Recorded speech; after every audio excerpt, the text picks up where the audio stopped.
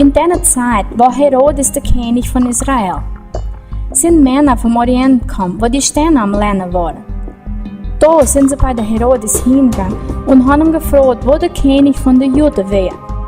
Herodes ist verschrocken und hat sich Gedanken gemacht, hat die Religionsgesetzlehrer gerufen und hat gefragt, wo der Retter auf die Welt gekommen wäre. Da haben sie gesagt, in Bethlehem, König. Der Prophet von Gott hat das geschrieben. Der Herodes hat gesagt für die Männer vom Orient, soll er bis Bethlehem gehen und soll er nachher zurückkommen, versahen, wo er auf die Welt kommen wäre, weil der wollte ihm auch loben. Die Männer sind arg froh, wie sie das Kind gefunden haben sich vor ihm gekniet und haben ihm gelobt. Bis am Schlafen war, ist ein Engel gekommen und hat gesagt, ich solle nicht zurückgehen mit Herodes sprechen.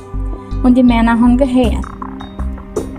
Nachher, wie Josef am Schlafen war, ist ein Engel gekommen und hat gesagt, Josef sollte ausreisen mit seiner Familie nach Ägypten, weil der König Herodes wollte Jesus umbringen.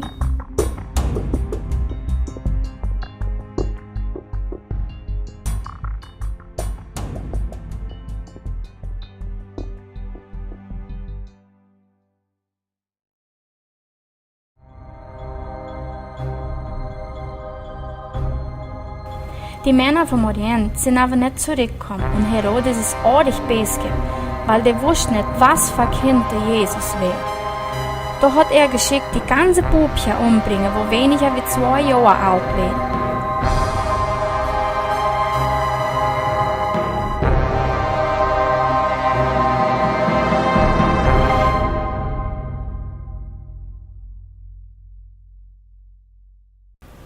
Wie Herodes gestorben ist ein Engel vorgekommen von der Josef und hat gesagt, kannst zurück nach Israel gehen mit deiner Frau und dein Kind. Und Josef hat's gemacht, wie der Engel geschickt hat.